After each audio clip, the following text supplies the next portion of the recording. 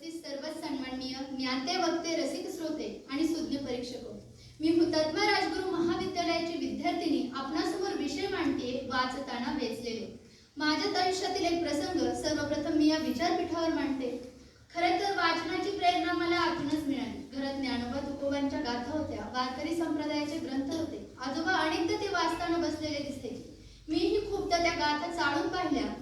एकदा आजोबा ज्ञानेश्वरीचे पारायण करत होते. उन्हाळ्याची सुट्टी होती आणि म्हणून त्यांनी मलाही पारायणाला बसवले. 7 दिवसात 9000 ओव्यांचे वाचन झाले आणि याचा उपयोग असा झाला की या पारायणाच्या सप्ताहातच कीर्तने आणि प्रवचने सुरू होती. प्रवचनकार ज्याप्रमाणे ज्ञानेश्वरीच्या ओवीचा अर्थ फुलवत त्याचा परिणाम माझ्या मनावर होत गेला आणि याचाच उपयोग मला माझ्या अध्ययनात पुढे झाला. खरं तर नातलग म्हणून एरवी मिठ्या मारणारी मंडळी केव्हा त्या कपटका करतील. पोटची पोरं भाकड जनावरांसारखी तुम्हाला वृद्धाश्रमाच्या दारात नेऊन सोडतील, परंतु जीवनात यत्र तत्र आणि सर्वत्र अगदी मंदिरापासून ते कारावासापर्यंत तुमची सोबत आणि संगत करणारे सच्चे साथीदार म्हणजे ग्रंथच. वावटळीतून मार्ग काढण्यासाठी ग्रंथांसारखा दुसरा तारू नाही आणि ग्रंथांसारखा मार्गदर्शक सखा आणि मित्र दुसरा कोणी असूच शकत नाही. हे ग्रंथ वाचताना माझ्या लक्षात आलं. खरे तर वाचन म्हणजे शब्द नाही, शिकवणं नाही, तर आत्मा घडवणं आहे. हे मला माझ्या वाचन प्रवासात फक्त वाचनामुळे लक्षात आले. विश्वाचा आकार केवढा तर त्याच्या डोक्या एवढा, असं केशवसुतांनी म्हणून ठेवले आहे. या डोक्याचा म्हणजे जगण्याचा वैचारिक आणि भावनिक आकार जर वाढवायचा असेल तर पुस्तकं वाचल्याशिवाय दुसरा पर्याय नाही. मान्य आहे, अनुभव हा खरा गुरु. तो जो शिकवतो ते कायमस्वरूपीच असतं. पण माणसाचं आयुष्य किती, मर्यादा किती आणि किती अनुभव घेऊ शकतो तो या जगाच्या अफाट अथांग पसाऱ्याचा. माणसाला जर पुढे जायचं असेल, शिकायचं असेल तर पुस्तकं वाचल्याशिवाय पर्याय नाही असं मला वाटतं. अलीकडेच मी एक कथा वाचली. एका गरिबाने शिदोरीतली अर्धी भाकर भुकेल्याला दिली आणि त्याला मिळालं ते समाधान. कथा फक्त 2च ओळींची होती, परंतु मी मात्र त्यातून देवतेपेक्षा माणुसकी मोठी ही शिकवण वेचली. आपण काय वेचतो यावर आपलं आयुष्य घडत असतं. म्हणून वाचणं म्हणजे विचारांचं बीज रोवणं आणि वेचणं म्हणजे त्या बीजाला जगणं देणं. म्हणून वाचा, कारण प्रत्येक ओळीत एक नवं विश्व आहे, आणि वेचा, कारण त्या विश्वातून मिळणारं तुमचं काहीतरी खास आहे. म्हणून जीवनात वाचलं पाहिजे.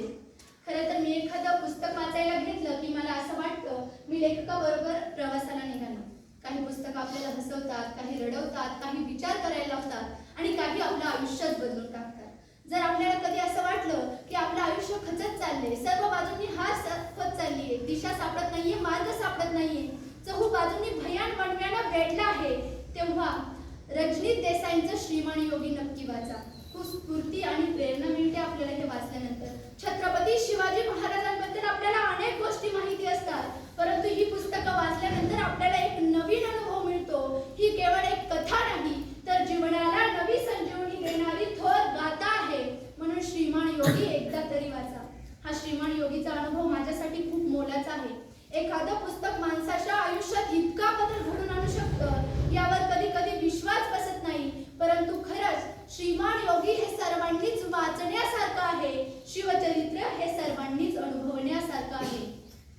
सुचिता देशपांडे यांच्या पुस्तकात त्या कलेविषयी वर्णन करतात की कला ही जीवनाच्या कोणत्या टप्प्यावर किती प्रभावी आणि मृत्यूच्या टप्प्यावर उभे असणाऱ्या व्यक्तीचे मनोबल वाढवण्यासाठी किती महत्त्वाची आहे हे ते सांगतायत. खरंच वाचन म्हणजे फक्त डोळ्यांनी ओळी सरकवणं नाही, तर मनानं अनुभव घेणं आहे. जेव्हा आपण एखादी कविता, एखादी गोष्ट, एखादं पुस्तक अगदी मनापासून वाचतो तेव्हा त्यातील काही ओळी, काही शब्द आपल्या मनावर अगदी खोलवर रुजतात. आता स्वामी विवेकानंदांचंच वाक्य पहा ना. ते म्हणतात, उठा, जागे व्हा आणि ध्येय प्राप्त होईपर्यंत थांबू नका. हे वाचल्यानंतर मला काय, तुम्हाला, आम्हाला सगळ्यांनाच एक नवी प्रेरणा मिळते, एक नवी दिशा मिळते. श्यामची आई वाचताना आपल्या डोळ्यात पाणी येतं, परंतु आपण त्यातून त्याग, शिस्त, मातृप्रेम आणि संस्कार वेचतो जे आपल्या आयुष्याच्या वाटेवर आपल्याला खूप मोलाचे असतात. मुळात वाचन हा इतिहासाचा आरसा आहे.